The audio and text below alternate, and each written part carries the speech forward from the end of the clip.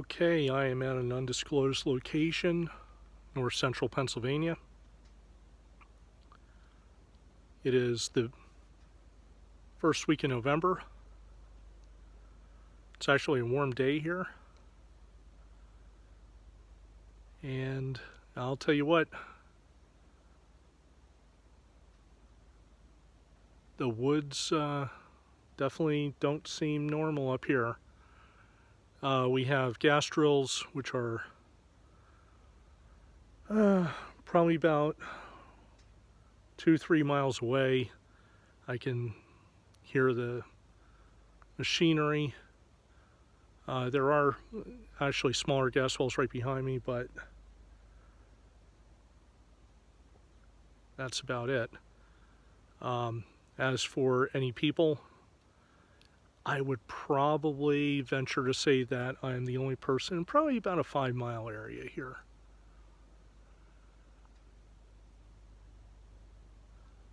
There's airplanes that are coming by. That's about it. I did hear some heavy crashing noises coming from my about my 8 o'clock position. So this actually seems like a pretty decent area. So I will do a few short snippets as we go through.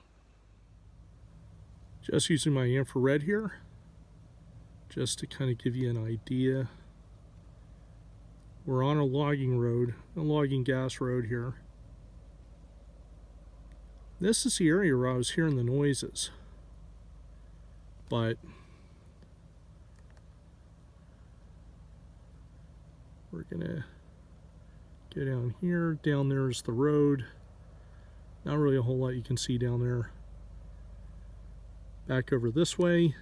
Oh, got a little too bright. Anyways, back over this way here is more woods. And I don't want to give too much information away, but there's a nice trail that cuts through here. We'll be going to that later. Okay, right down in this trail here, that leads to a bigger hollow. And I just had something go off here to my, about my 4 o'clock. I do think something may be behind me. I'm not going to make a look back. I just want to try to act natural. Don't want to sit there and point. But it's a pretty wild area here. I'm also hearing a couple owls, which are kind of cool. And I'll try to get those recorded. Alright, I had to turn my flashlight on. I'm going to be doing wood knocks here. I don't have the best tree, but we'll give it a shot.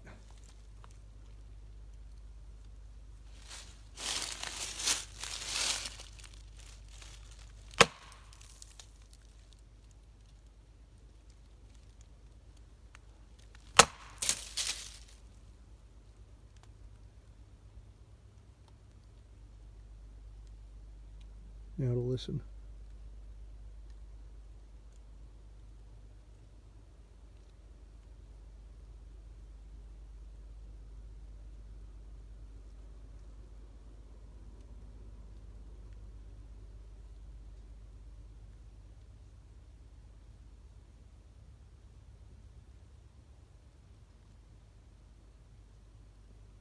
I'll try 2 more.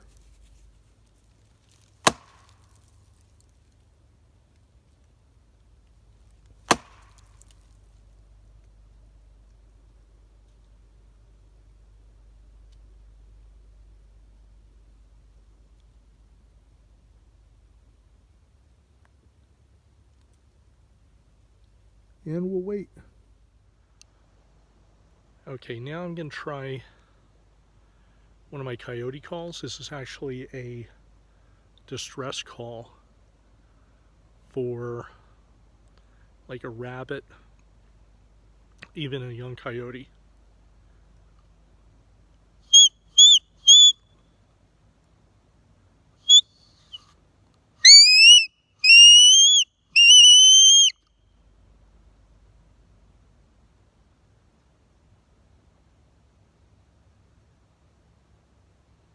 Usually after a call like that, I can get some coyotes to respond.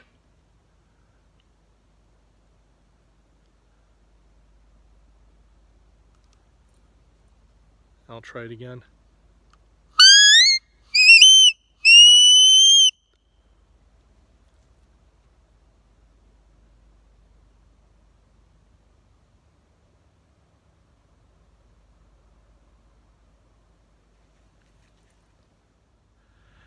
Alright, so this is actually not a bad spot. The reason I picked it is topographically. There have been reports in this area, actually a very recent report, but the reason why I picked this area is we're on top of a mountain. We have a large hollow on my backside and a large hollow to my front. Basically right here, we're almost at like a choke point. So anyways, I haven't had any responses, but I am going to try a few more spots just because a place has some activity, just because it may look good on paper doesn't always mean that there's going to be something there. So I think what it's time for me to do is to actually pick up and move. I'm probably just going to go a few miles down the road here. I'm going to still be on the logging gas road, and I'll do a couple calls, a couple wood knocks, and see what we get.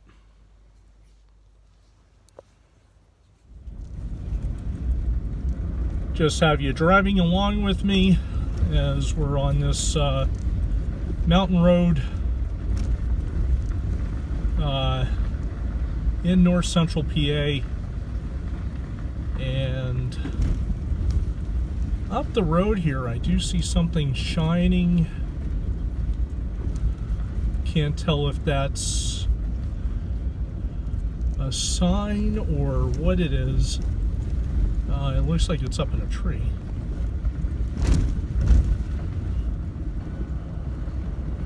And actually that's probably just a road marker. They have a lot of trucks going through here for the fracking industry, so thankfully for that they did improve this road quite a bit. So this road was not like this before. But anyways, we're going to try another spot here. Right now I am basically just driving along the road here. If I had a partner with me or a group, we would probably go and take a run through some of these side trails here. The one thing is, though, is we have to look at safety. I have a plan that my wife knows about. If I don't check in with her tomorrow morning, she gives a phone call for the people to check on me. Told her the general area where I'd be at, but generally if you have a second person with you, if something were to happen, you fall down, you break your leg, you got bit by a rattlesnake, something like that happens to you, you have somebody there to at least go and get help, keep you stabilized, etc. When you're out here by yourself, anything could happen. The biggest thing I'm worried about right now is like getting a flat tire, something like that. But even outside the truck, even if I'm in the woods just a little bit, there's something called a widowmaker, which is the good old branch that all it takes is one little fall and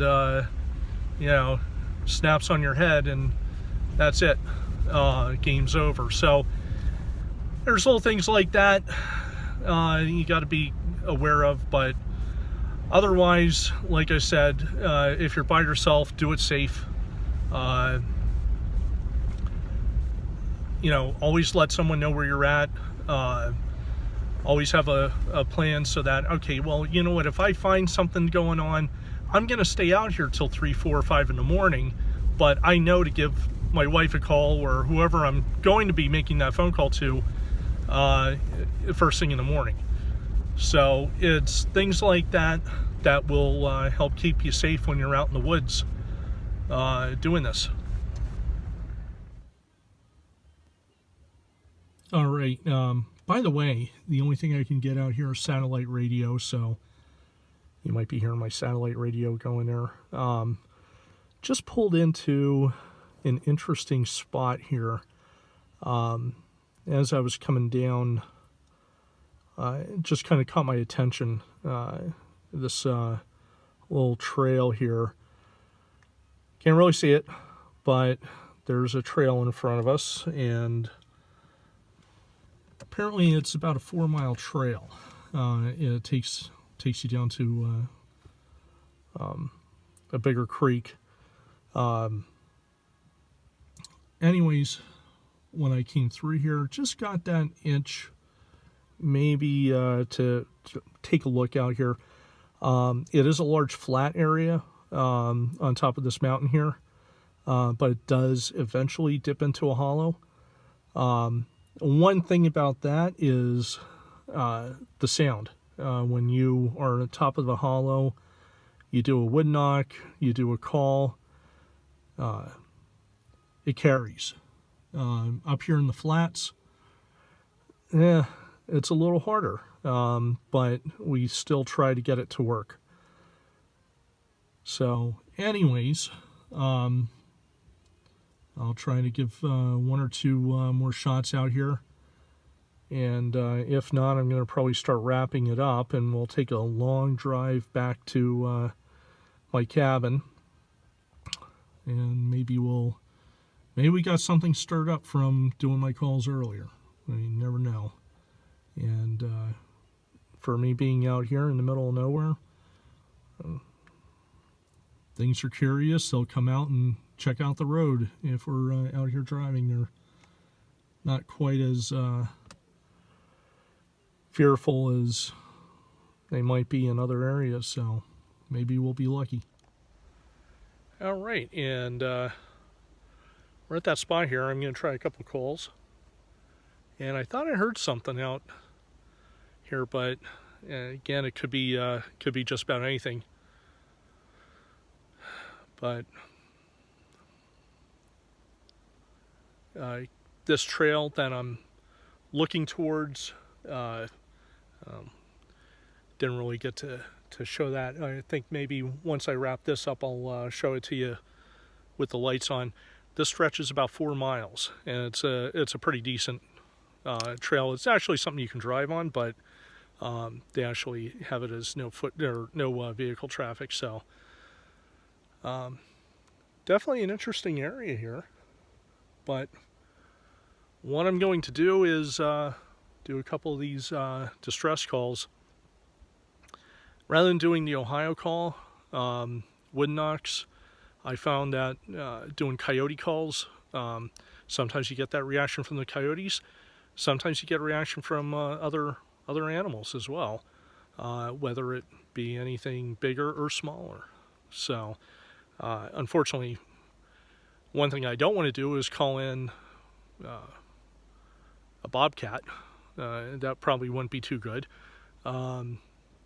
A bear, that probably wouldn't be good either, but I'm pretty well protected here, so let me give this a shot.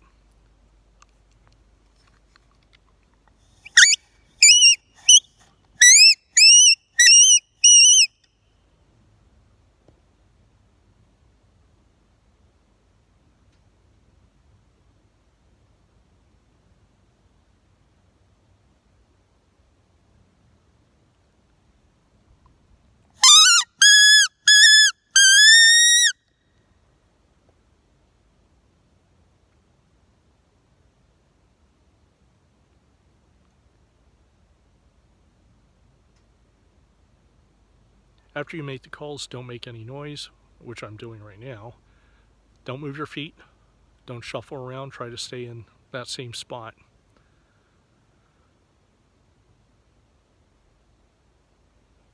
Let's try this one more time.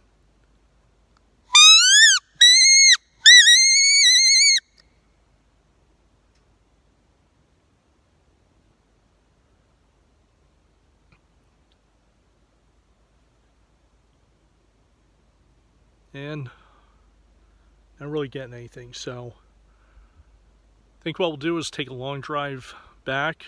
Before I do, I'll show you this trail here, and we'll take it from there. So here's the trail that I was calling towards. There are some vehicle tracks that's probably from Department of Forestry, DCNR, who have jurisdiction up here. I'm not showing the sign, so you don't know what trail it is. But again, there was a fairly recent sighting not that far from here. So we're about a month from when that sighting was. A little farther north, but seeing if we get anything. And like I said, what we're going to do is we're going to take a slow drive back and take it from there. Okay, we're making a slow ride back, and it's getting pretty late, although this is probably the time that we might see something. But as for me, I need to see my eyelids and go to sleep. So anyways, there was a couple other things too. If you're out here, bring a voice recorder, some sort of audio recorder, and that would be completely awesome to have that and to record. Make sure though you have a mic that can pick up the sounds in front of you. I don't have a microphone on mine. It just, you know, it's just right from the audio recorder, so you know, I don't always get I'll hear a knock or I'll hear a vocalization. I may not get it on my voice recorder because of where I'm at. Anyways, little things like that would be great. If you're out here by yourself too, you know, the big thing is to just document your observations. You hear a howl, you hear a wood knock, you see something.